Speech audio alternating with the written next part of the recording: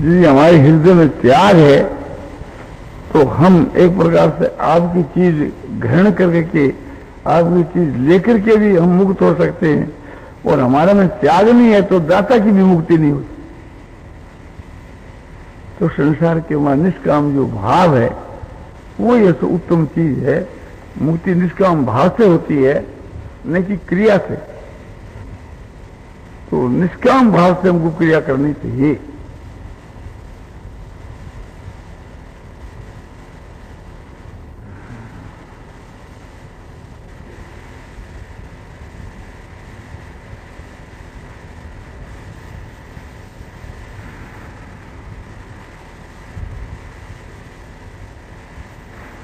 तो मुक्ति के विषय के बीच के मां त्याग ही प्रधान है। और ये भी समझना चाहिए कि कोई गुमास्ता है तो उसकी मुक्ति नहीं होगी, मालिक की होगी। ये नहीं समझना चाहिए कि जो दाता है उसकी मुक्ति होगी, गृहीता की नहीं होगी। तत्व समझना चाहिए, रहस्य समझना चाहिए कि वास्तव के वहां जहां त्याग है, जहां निष्काम भाव है, वहीं है तो मुक्ति विराजमान है।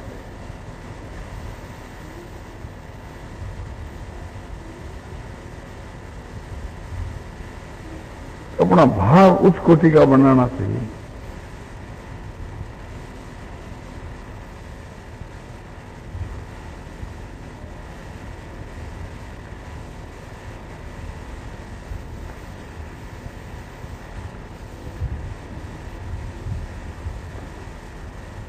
नारायण नारायण नारायण श्रीमन नारायण नारायण श्रीमन नारायण नारायण श्रीमन नारायण नारायण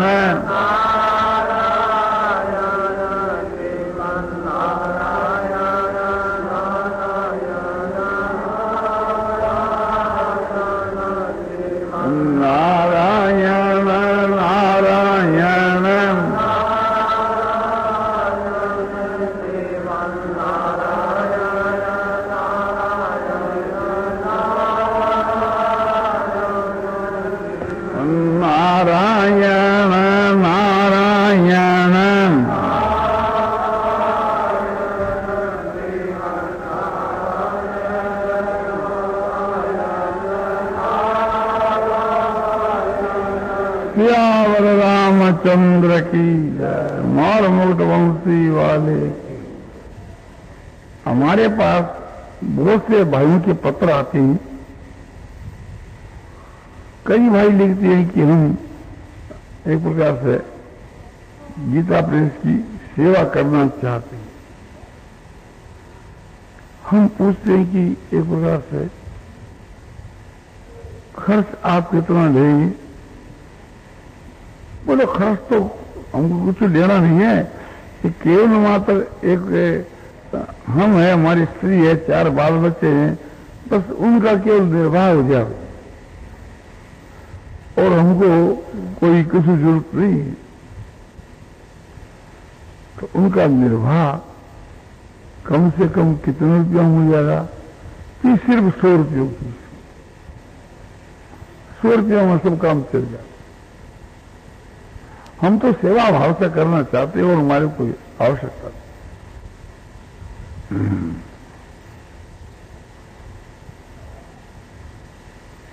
आपने क्या पढ़ा है, कितनी योग्यता है, क्या काम आपने किया है, सब बात पूछते हैं, मिलते हैं। हमने समझा कि भाई ऐसा आदमी तो इस योग्यता वाला हमारे को दूसरा 50 रुपया में मिल रहा है।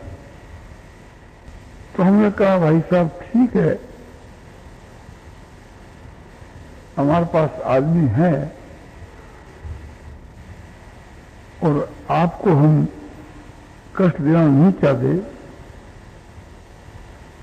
यानी गीता प्रेस को सेवा की आवश्यकता नहीं।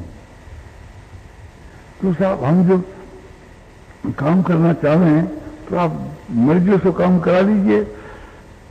हम ये चाहें कि यहाँ सत्संग भी हो, भजन भी हो, अपनी जीविका भी चल जाए। हम कहते हैं भैया बात यह है कि आपकी जैसी योग्यता वाले यहाँ हमारे 50 रुपये में काम करते हैं और आपको 100 रुपया तो महीना दें, और फिर आपका ऋण भी गीता प्रेस के ऊपर कायम ही रहा कि भी हम गीता प्रेस की सेवा करना चाहते हैं।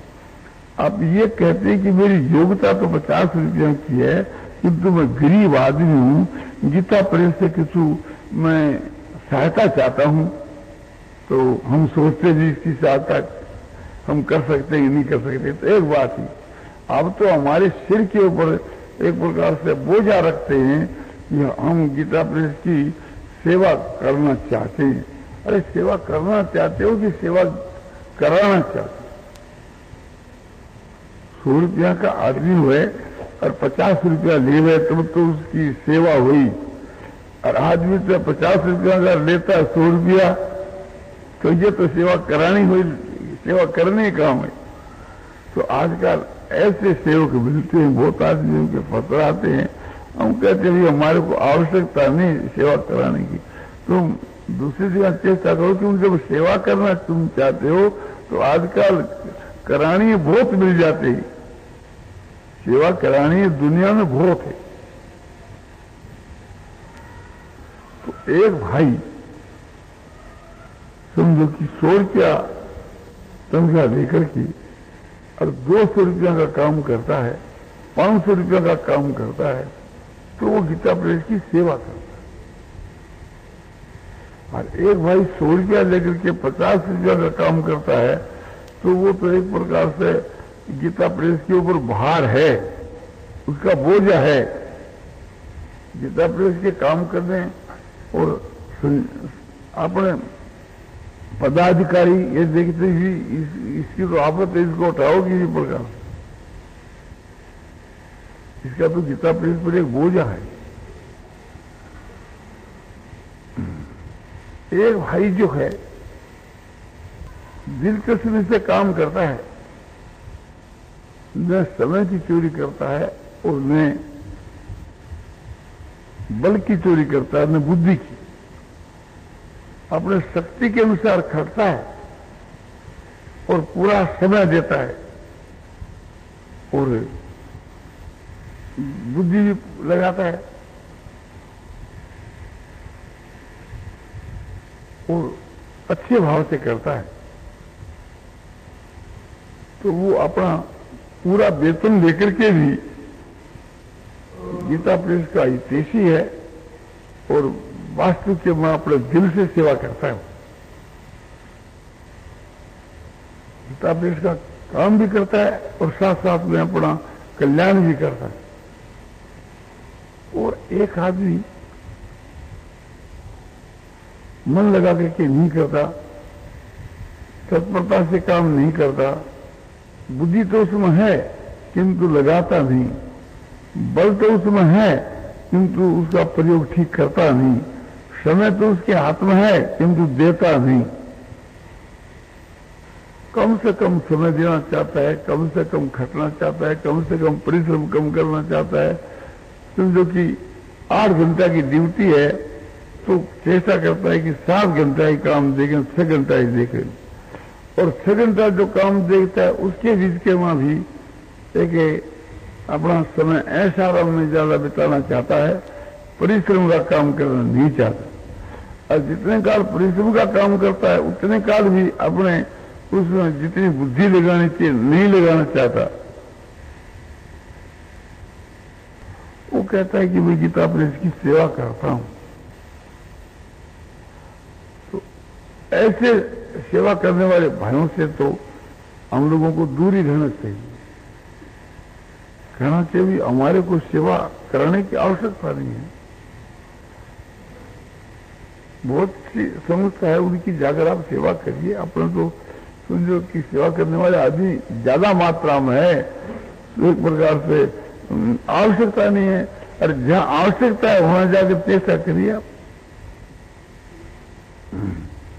तो जो आदमी अपनी शक्ति के अनुसार कोशिश करता है, बुद्धि के अनुसार, सामर्थ्य के अनुसार, और रात दिन उसके वास्ते खूब खड़खड़ करता है। आपने जितनी शक्ति है वो सब पूरे रूप से देता है। तो वो वेतन लेकर के भी अपनी आत्मा का कल्याण कर रहा है। समझो कि आपने वेतन लेकर के भी, योग्यता से अधिक नहीं, योग्यता के अनुसार वेतन लेकर के भी वो एक प्रकार से संस्था का अपने हित कर रहा है, इस वास्ते अपना कल्याण कर रहा है।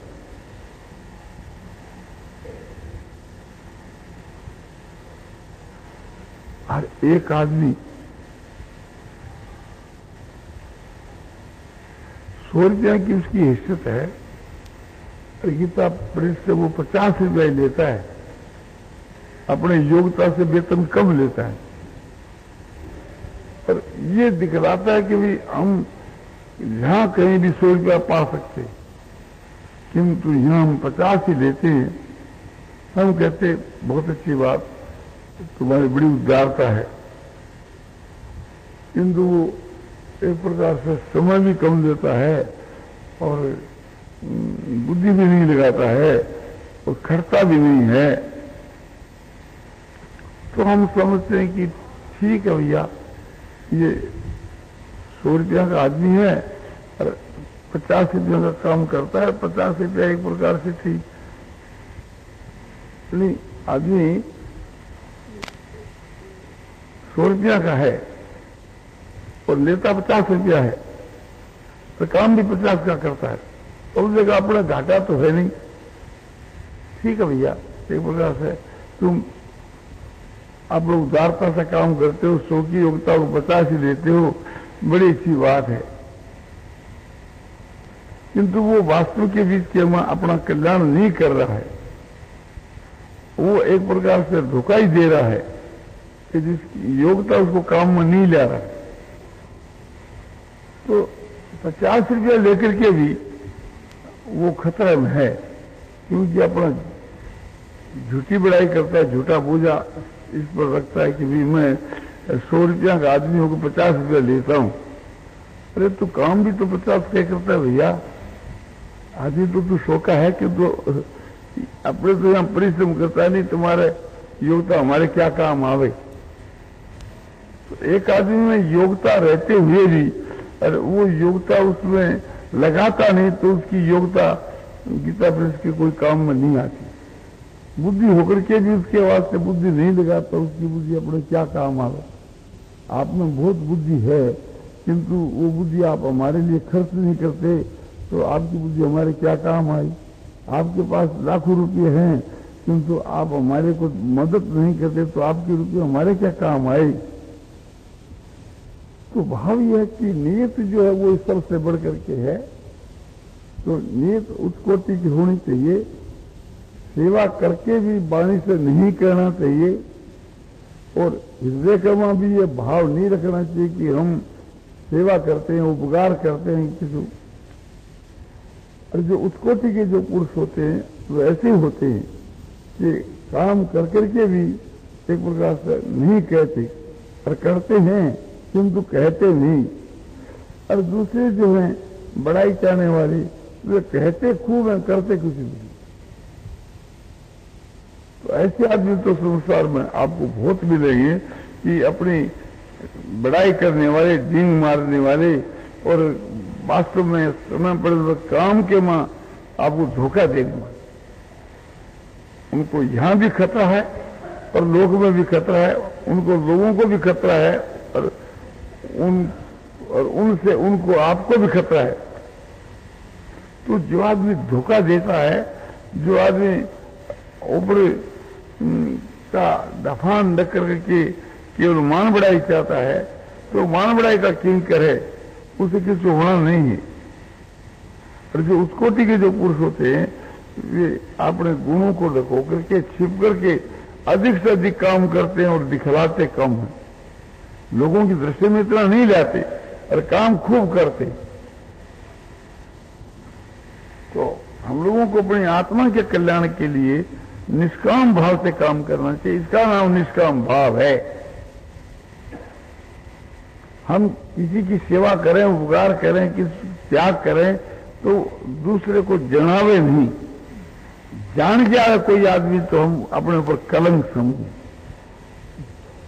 हमने तो नहीं जनाया, किंतु कोई जान गया तो हमारे लिए लज्जा की बात है, शर्म की बात है, दुख की बात है। हम फिर कोशिश करें कि भी भविष्य में ऐसा न होए कि कोई जान जाए। तो ये निष्काम भाव है, इससे मुक्ति होती है। और हम इसको जनावें कि साहब हम जो एक प्रकार से दिन रात गीता प्रेस का काम करते हैं, एक पैसा लेते नहीं, अपना घर का खर्च लगा करके काम करते हैं। और वास्तव के मान दीदी हम दिल से काम कर रहे हैं, सच्चा काम कर रहे हैं और जो कहते हैं बात सच्ची है, तो भी हमारे लिए वो कलंक है। वो हमारा निष्काम भाव नहीं, सकाम भाव। हम समझो कि न समय की चोरी करते हैं, न बुद्धि की चोरी करते हैं, न बल की चोरी करते हैं। अपना बल बुद्धि का प्रयोग करके और घर का खर्च खा करके काम करते, कुछ भी परिश्रम नहीं ले रहे, किंतु एक प्रकार से थी खाली हम कहते हैं मान बढ़ाई प्रतिष्ठा के लिए। और लोग कहते हैं साहब ये बात जो कहते सच्ची बात, ऐसी बात ही है। तो उस हमारी उत्तम दर्जे की क्रिया होकर के भी उसमें अहंकार घुस गया है, उसमें हमारी उस कोटि की नीयत नहीं है, उस कोटि का भाव नहीं है। क्रिया हमारी ठीक है, उपकार भी हम ठीक करते हैं, किंतु उससे हमारी मुक्ति नहीं हो सकती, भगवान की प्राप्ति नहीं हो सकती। बात सच्ची होकर के क्यों नहीं हो सकती कि वो हमारी सेवा निष्काम सेवा नहीं है। तो हम तो रुपया तो लेते ही नहीं, फिर निष्काम क्यों नहीं? तन मन धन से सेवा करते हैं, रुपया भी खर्च करते हैं, मन भी लगाते हैं, शरीर भी लगाते हैं, और फिर भी वो एक प्रकार से मुक्ति के देने वाली नहीं है। बोले नहीं, क्यों? कि तुम नाम चाहते हो? बोले नाम तो चाहते हैं। तुम्हारी कोई बड़ाई करे तो तुमको अच्छी लगती है कि नहीं? वो लगती है। कहीं तुम जाओ, तुम्हारा कोई सत्कार करे, मान करे, ओह बोले गीता प्रेस के प्रधान आदमी आए हैं, तो तुम वो चाहते हो नहीं? साहब क्या कहे, खुश होते हुए होते हैं, तो तुम्हारा निष्काम भाव कहाँ रहा? तुम तो मान बढ़ाई प्रतिष्ठा के लिए करते हो, मान बढ़ाई प्रतिष्ठा तुम्हारे को मिल गई, और मुक्ति क्या मिलेगी इससे? मुक्ति तो तब मिले कि इन सब को तुम ठुकरा दो। मान बढ़ाई प्रतिष्ठा को तुम कुकर की विष्ठा के समान समझो और अपने कलंक समझो।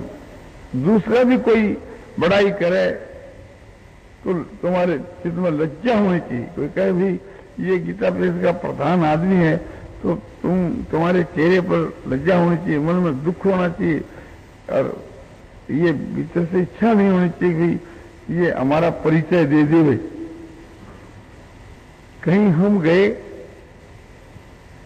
समझ लो कि पुरी में गए या गया जी के वहां गए, और धर्मशाला का जो मुनीम है, गुमास्ता है, उसको कहा भी हमको एक कमरे की जरूरत है, हम अपने पिता मह की पिंड देने के लिए आए हैं और 1 महीना यहाँ रहेंगे। बोले साहब यहाँ तो कमरे सभी रिजर्व हो गए। दूसरा आदमी कहा कि आप जानते हो नहीं हो क्या? बोले साहब नहीं जानते हैं। बोले अपने जयदयाल जी गोविंद का है और इनको तो जगह देनी चाहिए।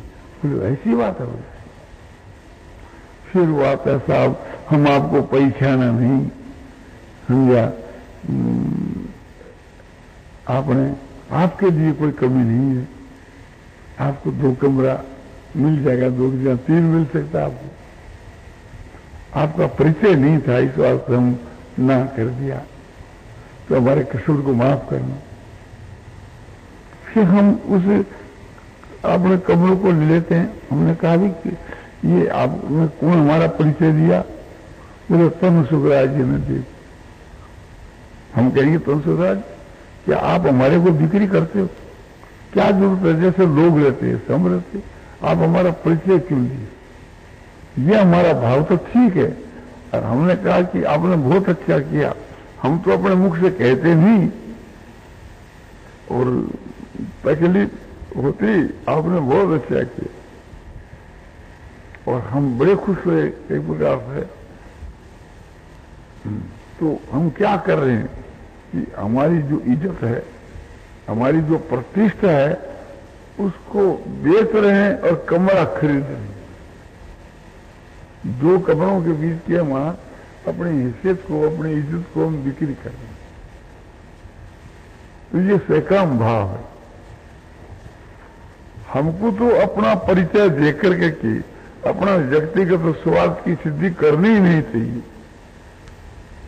और दूसरा भी इस प्रकार से थी, हमारा परिचय देकर के और स्वार्थ सिद्ध हमारा स्वार्थ सिद्ध करना चाहता है, तो वो भी हमारे लिए घृणा करने के योग्य, त्याग करने के योग्य, हमको नहीं लेना चाहिए।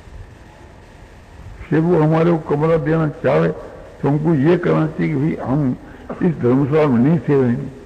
क्यों कि आप तो एक प्रकार से थी, मुझको एक बड़ा आदमी समझ करके, ऐसा समझ करके ये दे रहे हैं दूसरे आदमियों से परिचय पा करके के।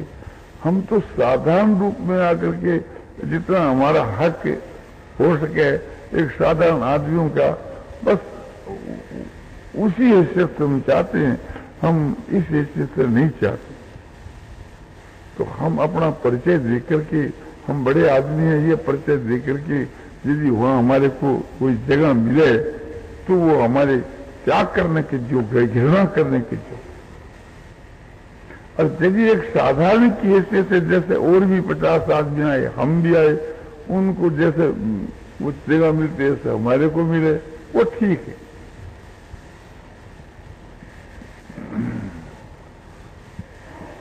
तो अपना जो रबाब एक है, या अपनी जो इज्जत है, या अपना जो श्रेष्ठता है, किसी भी प्रकार की श्रेष्ठता है, उसको बेच करके यदि हम बदले के में आराम चाहें, तो वो हमारा आराम जो है तो हमारे लिए हराम है, घृणा करने की जो वो निष्काम भाव। जहाँ निष्काम भाव है, जहाँ स्वार्थ का त्याग है, वहां ही मुक्ति विराजमान रहती है। और जहाँ स्वार्थ है वहां उसके ओट में नरक रहता है। उस स्वार्थ का नाम ही लोभ है। और ये तीन जो है सो एकदम नरक के देने वाले, त्रिविधंग नरक से द्वारंग नाशम आत्मन काम क्रोध तथा लोभ तस्मा त्यजंग त्यजेत। काम क्रोध और लोभ ये तीन साक्षात नरक के द्वार हैं और ये आत्मा का पतन करने वाले हैं। इसलिए इन तीनों का त्याग कर देना चाहिए। भगवान ने अर्जुन के लिए गीता की 16वें अध्याय के 21 श्लोक में ये उपदेश दिया। तो इसको ख्याल में जा करके और हर एक काम के बीच के वहां हमको अपने स्वार्थ का त्याग करना चाहिए। मान और बड़ाई प्रतिष्ठा को एक निष्ठा के समान समझ करके, मैले के समान समझ करके इससे दूर रहना चाहिए, ठुकरा देना चाहिए। त्रिलोकी का ऐश्वर्य और मान बड़ाई प्रतिष्ठा हमारे को मिले तो नजर उठाकर हमको नहीं देखना चाहिए। अपना कहीं हक भी हो तो उसका हक का भी त्याग कर देना चाहिए। जहाँ मान बड़ाई प्रतिष्ठा के साथ में समुद्र जुड़ जाता हुए तो उससे दूर रहना चाहिए। वही हमारे लिए कल्याणकारक है। और समझो कि न्याययुक्त जो लोभ है वो भी हमारे लिए कलंक है। और अन्याययुक्त तो है ही, माने है तो लोभ ना। हम झूठ कपट बेईमानी तो नहीं करते, किंतु एक लोभ से रुपया तो संग्रह करते हैं। वृत्तियों का संग्रह करना लोभ बुद्धि से, वो भी हमारे लिए कलंक है। और अन्याय से रुपये इकट्ठा करें वो तो महापाप है। हम न्याय युक्त भी क्रोध करें तो वो भी हमारे को नरक में ले जाने वाला है। और अनुचित अन्याय युक्त किसी की हिंसा करें दुख देवे वो तो नरक है ही, नरक के देने वाला है। इसी प्रकार से न्याय युक्त भी अपने स्त्री के साथ में सहवास है और भी कोई कामना की पूर्ति है, उचित है, न्याय युक्त है, तो उससे नरक तो नहीं होता किंतु उससे कोई मुक्ति नहीं होती। और यदि उसमें स्वार्थ का त्याग है तो उससे मुक्ति हो सकती है। तो वास्तव में काम क्रोध लोभ ये न्याय युक्त है एक प्रकार से, तो भी खतरे की चीज है, और अन्याय युक्त है तो महाखतरे की चीज। तो हम लोगों को हर एक काम के बीच में अपने स्वार्थ का त्याग करना चाहिए और निष्काम भाव से काम करना चाहिए। और निष्काम भाव से सेवा करके हम इस बात का दावा रखें कि हम निष्काम भाव से सेवा करते हैं, तो दावा रखने के साथ ही वो चीज से काम हो जाती है। तो ये ने वाणी से कहना चाहिए कि हम निष्काम भाव से सेवा करते हैं, और उन्हें अपने हृदय का भाव रखना चाहिए कि हम निष्काम भाव से सेवा करते हैं। तो वो हमारा निष्काम सेवा, वो हमारी निष्काम सेवा होती है। नहीं तो मान बढ़ाई प्रतिष्ठा से थी वो सब हमारी सेवा दूषित हो जाती है। नारायण नारायण रामचंद्र की जय। मौर मूठ बंसी वाले